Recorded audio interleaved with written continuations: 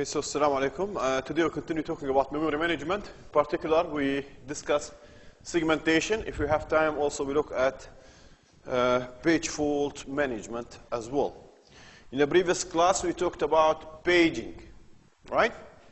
So we covered it. We have seen some exercises related to it.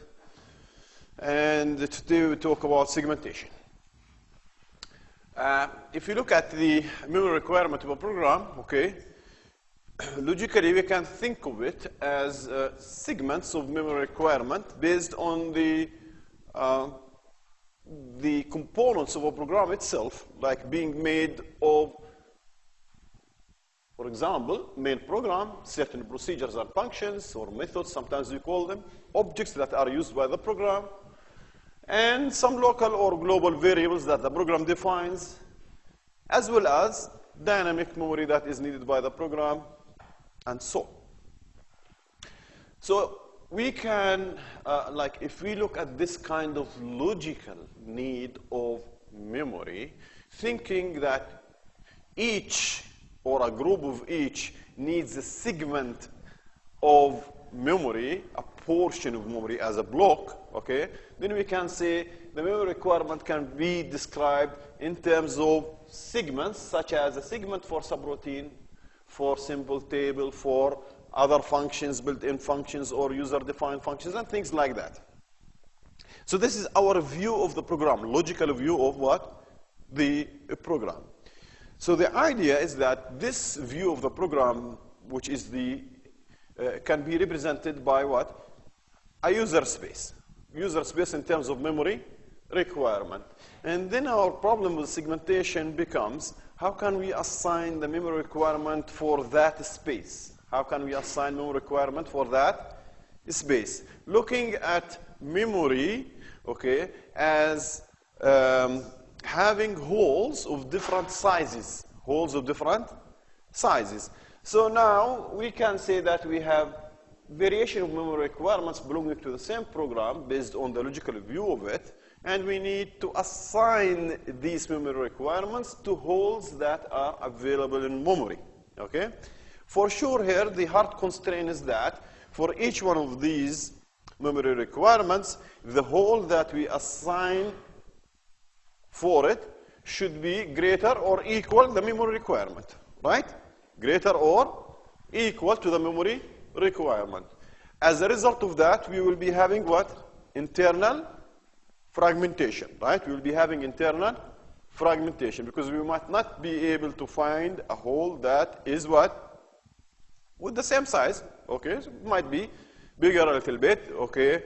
Or much more than we really need. And in that, the effect will be on the internal segmentation. So the idea is to do same thing. It's something similar to what? To paging. Is to assign a hole of memory for a segment, okay? These are of variable sizes, okay? And we need to keep this kind of assignment or this kind of mapping in what we call segmentation table. Segmentation table. Now, each of the segments in the user space has a particular size, which we call it the logical size of that particular segment, right? In terms of memory requirement. Now we're going to assign it to a hole in memory. That whole memory has an address, which is the address of the very first byte of that memory, right? So basically we keep information in the segmentation table. The information consists of these two, base and limit. Base is the starting physical address of the, where we put the segment in memory. The starting physical address of the hole that fits the segment, okay? And the limit is the length of the segment, okay? Now, the segmentation table base register points to the segmentation table in memory, because this table has to be in memory for a process that currently is executing, right?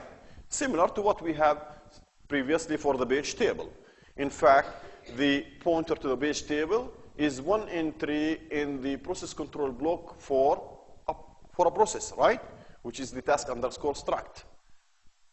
That's how the CPU knows the address of what?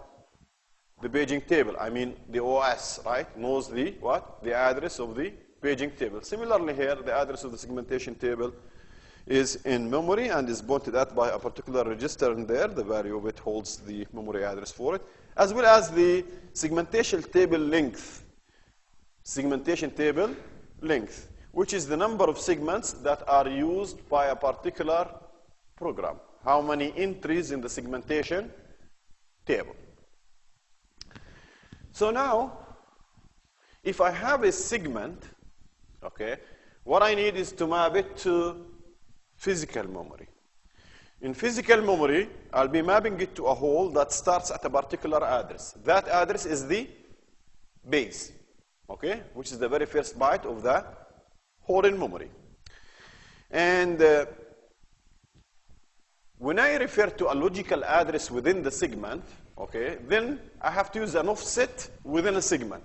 The offset is D. The offset is D.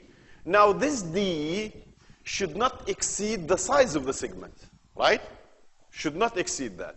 So in fact, D should be less or equal to the limit. Less or equal to the limit. Why? Because the limit is the maximum. Is the size of the segment, which means it's from 0. The logical addressing within the segment is from 0 up to limit minus 1, right? So we're saying here that the very first thing to do when the address translation is to be performed here on a segment and an offset. First, we check the offset if it's less than the limit. If it's less than the limit, it's fine. Okay, this is acceptable referencing for that logical address within the segment. And to find the physical address, basically, we just add the offset to the base register. Add it to the base register, then you will know what? The actual physical address, okay? But if the offset is greater or equal to the limit, then basically this is a violation, right? This is an address violation. For that, the process will be trapped. This is a figure that shows basically a segmentation table for a particular process. What we have in here, 5 segments. This is the base register where each segment is mapped. So I can say segment 0, which in the user space represents certain subroutine. Okay. Segment 0 is placed in memory at address starting, at a starting address of 1,400, which is this, right? And the length of this segment is what? 1,000. The length of it is what? 1,000. Okay. Similarly, I can look at segment 3. I can say segment 3, okay, which maps the stack, okay, it starts at physical address 3,200, and the length of it, so 3,200, and the length of it is what? 1,100, okay? So that was segmentation. Then we proceed to a new topic, which is basically virtual memory. But before that, let me show you some examples on segmentation. What would you expect in terms of questions related to segmentation? I think that would be better to look at to strengthen your understanding, okay? Assume that we have the following segmentation table, okay? This is for a particular process that has 4 segments, 0 to 3, right? And now what we want to do is to find the physical address for a virtual logical address 2,300, which means the logical address in segment 1 offset 2,300, okay? First of all, we have to find segment 1 is mapped to what? to which physical address, right? Starting, the very first byte of segment 1 is at which address? So this is segment 1. The very first byte of it is at this address, right? So if the offset is 0, if I say like segment 1 offset 0, means the physical address is this, right? If I say offset 1, means the physical address is this plus 1. If I say offset 2300, means what? This base address plus the offset. But however, before I do that kind of mapping, I have to check. What should I check? I should check that the offset is less than the limit. So 2300 is less than 2600, so this is a valid reference, okay? And based on that, I would say that the physical address is this number plus the offset. The next example, okay, or the next question, sorry. What is the logical address of the physical address? Okay, so I'm giving you a physical address. What I need to do is to find this physical address belongs to which segment, okay? You can see here that the physical address, this one, is within this segment, most likely. But actually, what we look at the very beginning, that this physical address comes after this. So it's either in segment 3 or beyond. Okay, if it's beyond, this does not belong to this process. And for that, I cannot find the logical address for. So what I need to do, okay, subtract this from this to find out whether it is less than the limit. If it is, then we can proceed, okay? Now, how would I proceed? It is actually less, right? Now to proceed, because here the offset is what? 1, 2, 3, 4. You can immediately guess it. So it is segment 3 with this offset 1, 2, 3, 4, right? Another question, given the segmentation table for a particular process, what is the total size of the logical address space of this process? The process here is written in terms of segments. Every segment has a size. Now I'm asking about the size of the whole logical address. Add the limits, right? So you add what? The limits. This is very clear, right? And then secondly, find the physical address of the virtual logical address, okay, which is 450. Means segment 2, and the offset is 450. 450 is less than the limit, so it's fine. The physical address would be the base plus the offset. Excellent. Now, if the question is, find the physical address of the virtual logical address to 2400. What I mean, no. It's not a valid reference, right? Because we can go up to, yes, right? So it should be the maximum, okay, of offset is the limit minus 1, right? So this is invalid reference. Find the virtual logical address of, the virtual logical address of the logical address, this. This is linear logical address. Linear logical address. We said that the linear logical address space is from 0 up to a maximum limit. Correct? But here, virtual logical address is divided into segments. Okay? So this logical address, linear logical address, is taken from 0 up to the maximum logical address, belongs to which segment?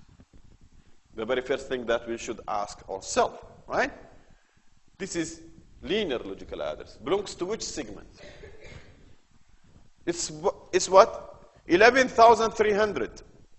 Now, if you look at the logical address, okay, assuming that the number of the segments here is sequential, then the very first segment holds the addresses from 0 up to 8,599, right?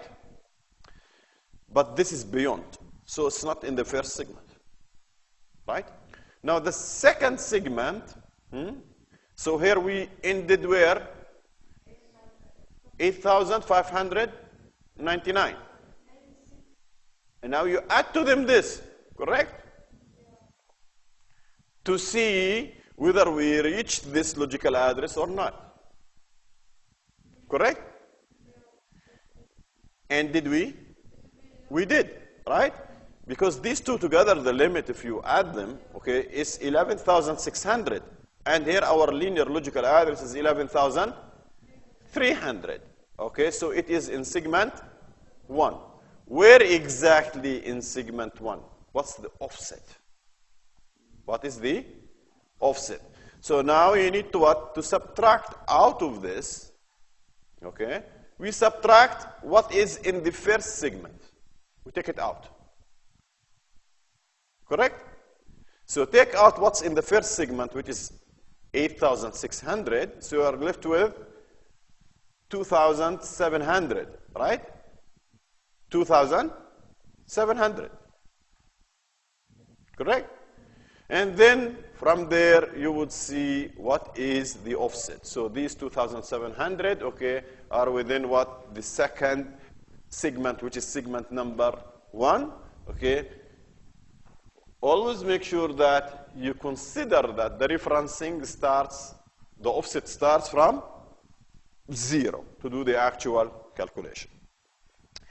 Next, find the virtual logical address. Okay, we already looked at that one, sorry.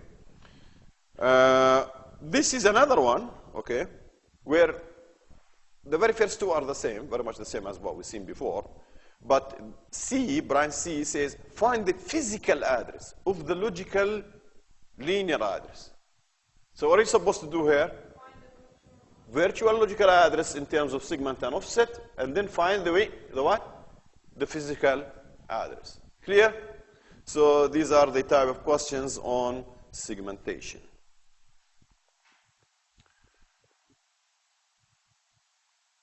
Now we proceed to virtual memory until I get, okay, this.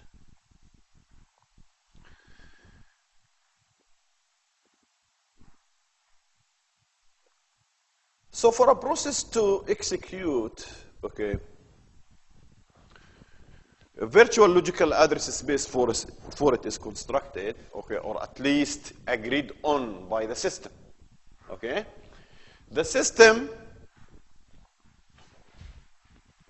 take that as a commitment for a process to provide the address space for it, which is basically the memory requirement the process needs, right, for it to start. Now, when that commitment is made by the system, processes have different memory requirements. In fact, if you go to like maybe Windows and look at the processes that are running in your system, using the task manager, for example, you will see that you can find more information about them. In fact, you can find the memory requirements of the processes who are running on your system. You can do a similar thing in Linux as well. You can list the processes and their memory requirement. If you sum the memory requirement for all of these processes who are currently running, okay, you will find that it is much more than what your system has in terms of physical memory. So system is committed, okay, to provide memory that is much more than what it has in terms of physical memory. How is that done? By using the concept of virtual memory. So what is virtual memory? System is committed to provide the memory needed by the process to run. But however, we know that processes, when they run, they won't really need all of their memory requirements at once. In fact, what these processes do, they will gradually, okay, what? be allocated memory, releasing it, allocate memory, release it, and so on, right? So using this concept, if we said that memory is allocated to processes in terms of frames, knowing that the virtual address space of a process is actually a set of pages. So a process might need, as we see in here, leftmost, for example, v plus 1 pages from 0 to v. Okay? This could be 1,000 pages. These pages, we should provide 1,000 frames for it, right? But this isn't what really happens.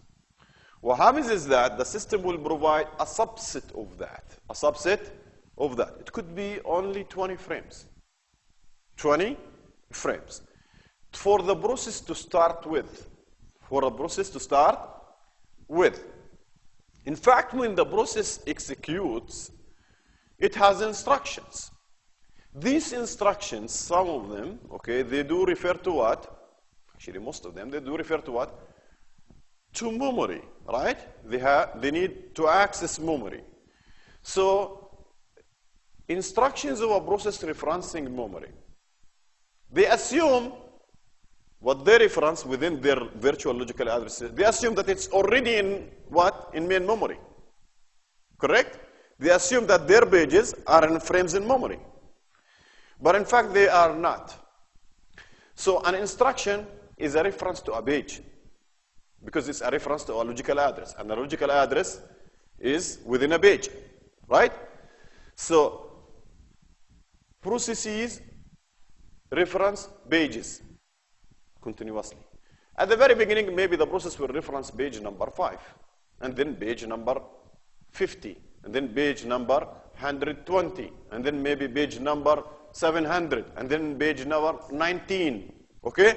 This is called the reference, memory reference string of a process. Memory reference string of a process, which pages it reference, okay? It is referencing, and the order of that kind of reference. Of course, a process might reference page 5, and then 3, then page 5 again, then 9, then page 3 again, then page 5 again, okay? Might refer to the same page multiple times as well, right? So that's how the process referencing, okay? Pages. A number of frames are allocated to a process to execute with. It needs 1,000. However, it was given only 50 frames. If it references a page, then that page is loaded in one of the empty frames allocated for the process. Okay? So the page is brought up to memory when it is referenced. If another reference referencing to a page which is already in memory, we have brought it in memory, the system brought it in memory earlier because of a previous reference, then that's great, right? But the problem is when the process references a page that had not yet been brought up to memory, had not been assigned a frame, okay? The number of frames that the process starts with, or the system allocates to a process to work with, is called the working set of the process. Working set of the process. Now, these pages of the virtual logical address space of the process, they are actually saved somewhere in your secondary storage device. So when a process references a page, the very first thing is to check whether the page in memory or no. Is it in one of the frames that had been allocated for the process in memory or no?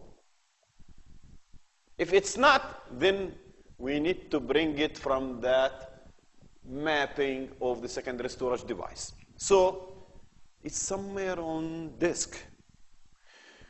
In fact, if you notice, like when you install Linux, for example, you'll be asked to create a partition, swap partition. right? Swap. Or if you use, for example, the virtual machine, you can see the amount of disk that you have for the swap. In Windows, for example, instead of a partition, there is the swap file. Okay? So either it's a partition or it's a file called swap. And it is used to hold what? The pages of a process. All the pages of the process. So this file, it has these pages. And when a process refers to a page that's not in memory, the swap file, this one is accessed. The page is what? Stored in memory, loaded to memory, using the empty frames. Later on, we'll talk about a problem when all the frames that had been assigned for a process in the working set that had been given to it, if these all frames are filled up already with pages, and the process is referencing a page that is none of them, then we need to bring it, but we don't have a space for it. And in that case, we need to bring one of the pages to the swap file and bring one of the needed page to memory. Okay? This is called replacement, page replacement. We're replacing the page that had been referenced by the process. We are replacing it by a page that already exists in memory in one of the frames. Okay. So that's a concept. The concept is that continuously we'll be having swap in, swap out, and so on. Okay? Because we will have what? Process referencing to a page that's not in memory. Okay? The swapping is only done, okay, loading in memory. A page is loaded in memory only if it is referenced by a process. If it's not referenced, it's not loaded. So that's why it's called demand paging, or paging on demand. And so the swapper, okay, the swapper that does this kind of thing is a lazy swapper. We call it lazy swapper because it does things when it is requested to do so. Other than that, it won't. Okay? The same concept can be applied also for segmentation. So what we do?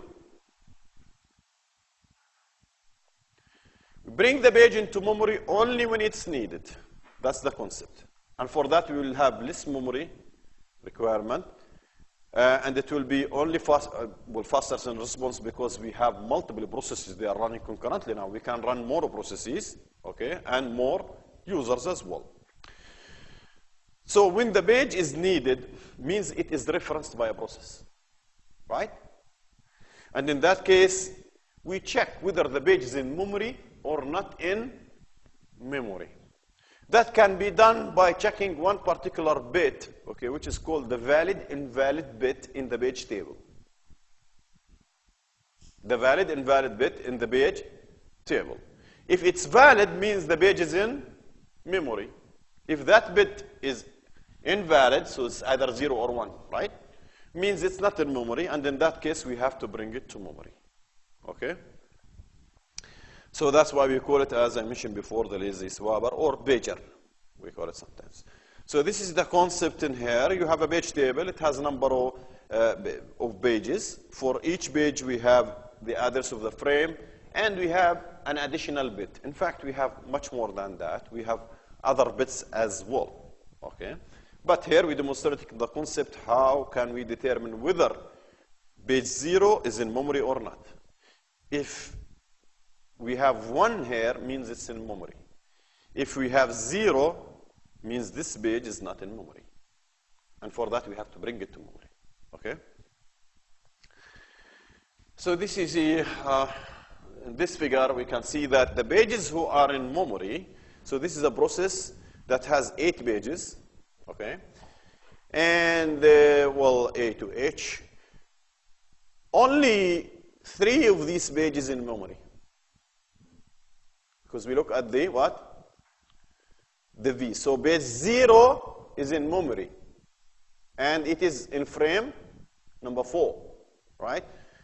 Page 2 is in memory, is in frame 6. And page 5 in memory is in frame 9. The bit is 1, 1, 1, valid. Okay? The rest of the pages, like page 1, 3, 4, 6, and 7, they are not in memory yet. Okay? And what do you see here? This is the swap. Okay? That is basically a duplicate of what we have in here, right? A, B, C, D, E, F, G, H. Okay, all pages. Okay? And this is the actual memory, like if we look at this, the pages that are in. So when a process references a page and the page is not in memory, we call that page fault. Page fault, which means the instruction which references that page cannot proceed. So the instruction failed. Correct? Instruction failed. So we have to correct this situation. Okay? The correction of this situation is by using page fault handling. And in page fault handling, what do? We have to bring the page in memory. Bring it in memory. So how is that done? Demonstrated by this figure. You have a process referencing a page. If page is in memory, is fine. Instruction complete. Everything is okay. No page fault. But if it's not in memory, and we see here that it's not in memory, okay, it's invalid, then what are we supposed to do? That's a trap, okay, for which we have to follow a particular procedure, okay? And that is basically the WASP will be doing what? Now, a trap to the WASP, so the WASP will be doing what? Finding the page that is referenced in where? In this swap. Find it. And then need to bring it in memory. However, to bring it in memory, to load it in memory, we need to have an empty frame. So if there is an empty frame, what do? We just place it there. And if we place it there, means it's in memory. So we have to change the page table accordingly to say that this page now is in memory in that particular frame, and the valid invalid bit now becomes what? 1, becomes valid. Okay? And since it's already in memory, now the instruction has to be restarted for it to be successful. Restart the instruction. These 6 steps. Okay, 6 steps. Now, there is another situation in which when we want to bring the page here into a frame, we don't have an empty frame. So what to do is to get one of the pages in these frames, to get it out, swap it out, so that we can have an available frame to bring in the page, the requested page. Now, which one of these frames to be selected as a victim to be brought out of memory? Depending on one of a number of algorithms called replacement algorithm. Okay? As simple as that. So, if the working set is good enough compared to, well, with respect to the referencing string of a process, then the page fault will be very little. Very little. So the smallest the page fault rate is the best. But when we have a page fault rate near to 1, means almost every page referenced by a process causes a page fault, which isn't good. So the algorithms that we are going to look at, the aim of them is to reduce the page fault rate. And now this is an example of how to calculate the effective access time for this page handling. It is measured by this simple equation, 1 minus rho, where rho is the page fault rate, multiplied by memory access, which means the not page fault rate, by memory access, because if it is not a page fault, you just need to access memory directly, right? But if there is a page fault, then we have to do something else. We have to swap out, we have to swap in, we have to access memory, right? Plus some other overheads. These are, what you see here is a subset of these. Page fault overhead. Okay, this is actually a summation of some other things. Plus swap page out, swap page in, plus restart overhead of the instruction as well. Right? So we have many overheads multiplied by the what? The page fault rate. Can have like a numerical example of that, which is direct actually substitution to what you have in here in terms of an equation, but instead we sum what the we give you the memory access time and the average page fault service. This is the average page fault service is what given to you as 8 milliseconds, and then you are asked to find the effective access time by direct substitution in there. You will find it in terms of P, of course, because we don't give you this. Right. So now choosing a victim. We agreed that if we don't have an empty frame, then we have to choose a victim, which is a page that's in memory, to bring it out, to swap it out. So this is the process that we follow, as we just described. Which victim is that? Okay. The question is how to find this victim. So if you find that there isn't a frame, then we have to find the victim, swap it out, and then bring in the page, and then restart the instruction, right? As well as we have to do the changes on the page table to say that now we have this page in this frame instead of the previous one. So we agreed that a process, while it is executing, in fact, will be referencing pages. We call that the reference string of a process. For example, if I look at this being a reference string of a process, then I would say that this process referenced page 1, then it referenced a logical address that is within page 2, then it referenced another address that is within page 3. I don't know which address is that, right? And it referenced an address within page 4, and so on, right? So we want to find out what are the available algorithms, okay? Which one works better than the other one, and so. To do so, okay, we demonstrate first these algorithms and how they work. The very first one is the easiest. It's called the FIFO algorithm. You give any working set for this process, and the working set consists of how many frames in this case? In the upper case, 3 frames. However, this process, you can see here that at least it has 5 pages, right? 1 to 5, okay, at least, okay? But it's given only 3. Always the working set is less than the actual number of pages, of course, needed by a process. Otherwise, what's the aim of this? So now, at the very beginning, okay, these frames are empty. None of the pages are loaded. So when the process references page 1, do we have page fault or no? The very first page referenced by the process, 1, page fault, because none of the pages initially in memory. So 1 will be loaded, okay, to memory, but we have a page fault, okay? We need to count the number of page faults. And then when it references 2, it's not in memory.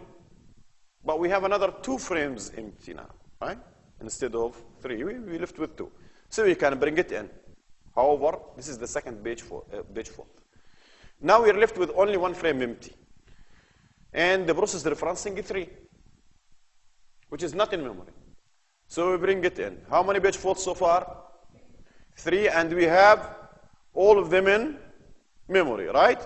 So we have 1, 2, 3 in memory loaded, okay? In frame 1, 2, and 3, okay? Next, the page to be referenced is 4. 4 is not in memory. That's a page fault. So 4 page faults so far. But we don't have a frame, empty frame. So what do we need to do is to pick up one of these pages, either page 1, 2, or 3, swap it out so that we can swap page 4 in. Which one? It says FIFO. The very first one that was in is the one to be chosen to be swapped out. Okay? So 1. So 4 replaces 1. And then after that, 1 again. It's bad luck, right?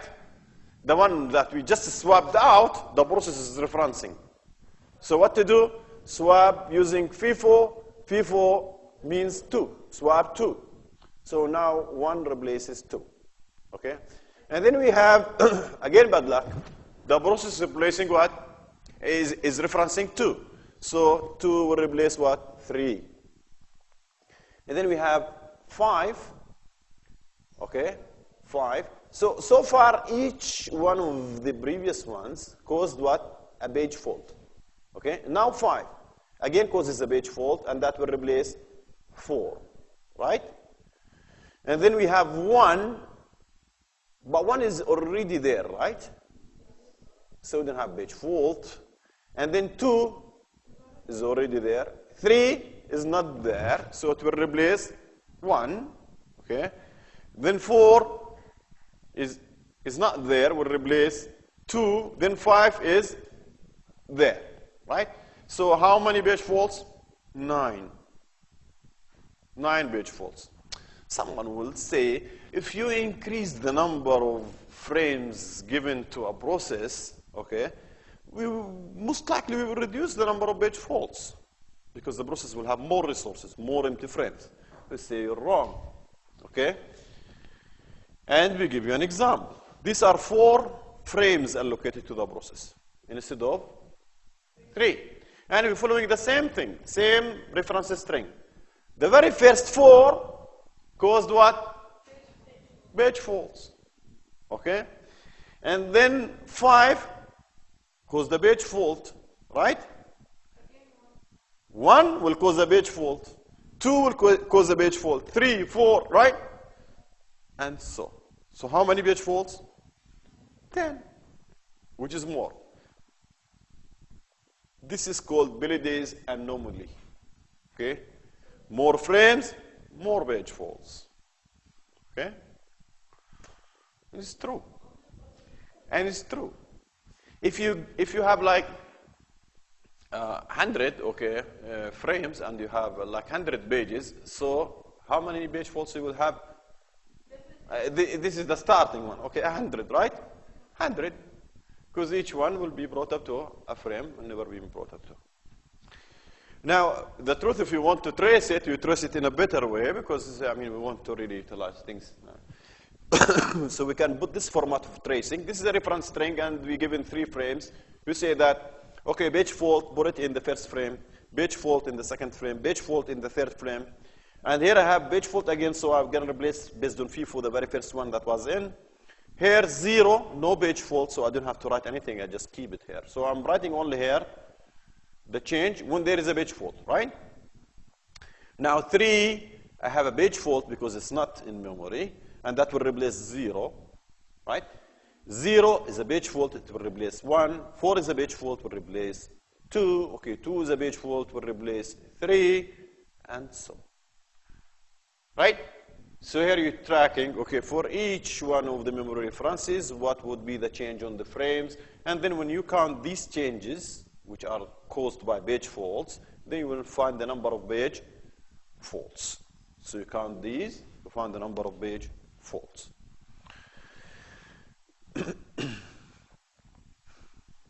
Now, another algorithm would be the optimal algorithm. What's the name of it? Optimal. And do you need anything when you get to know the optimal? We don't need, right? Optimal is the best. It's optimal. But in fact, this optimal algorithm cannot be implemented. Okay? Cannot be implemented because it's based on future. In knowledge of future referencing of a process. Now, we didn't know that. We didn't know the process which page will be referenced in future and which it will not. Okay? But that's an algorithm. It's not necessarily, okay, it can be implemented, cannot be implemented, can be approximated or not. But it's great to know that this is an optimal. Means I can know that this is the best solution you could ever have, okay, in terms of the least number of page faults. So now if I have another algorithm and I found that the results of it are near to optimal, that's great, right? If they are too far from optimal, then I'll be looking for further improvement of my algorithm, okay? So optimal algorithms, they are used for what? Benchmarking, right? Benchmarking the goodness of your algorithm, or how much effort you need really to put in terms of further development of your algorithm to reach something near to optimal. So the way it works, replace page that will not be used for longest period of time. For longest period of time. Okay, let's see how does it work. Okay, I have 4 frames. One is not in memory, page fault. Bring it. 2, bring it. 3, another page fault. 4. So I have 4 page faults so far for the very first 4 pages. Now 1 is in memory, so no page fault. That's not a problem. 2 in memory, no page fault, no problem. Now 5. 5 is not in memory. Okay? So that's a page fault. Now this page fault, okay, so this page should replace one of these. Which one? I will look at the future. Okay, I will look at right. Okay, I will try to find these that are in memory. The last one I will find is the one to be replaced. Okay, so let me try to find 1, 2, 3, 4. Which one of them I'll find? So I'm here, right? So 1 is safe. 2 is safe, 3 is safe. The last one I found is what? 4. Okay? So it's far in the future for it to be referenced. So most likely it is the safest to be replaced. That's the philosophy of the algorithm. So now we have what? 5 instead of 4. And then after that we have 1, 2, 3. They are all in memory, no page fault. Then we go to what? 4. 4, I have to replace it with one of those who are in memory. And whom I have in memory, I have 1, 2, 3, 5.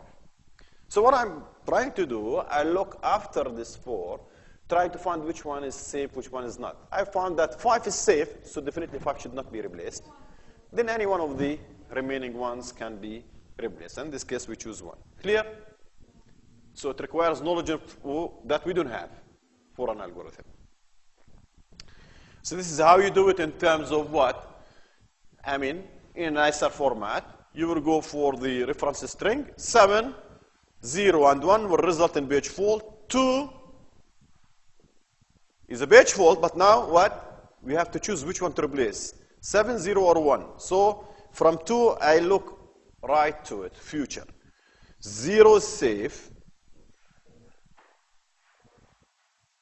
1 is safe. 7 is not, right? So I'll be looking for these that are in memory, okay? So I found that 0 is reference, okay? 1 is reference, and the last one is reference is what? 7. So I'll be replacing what? 7 with 2 and so on. I'll continue that way. Okay, so next time we continue talking about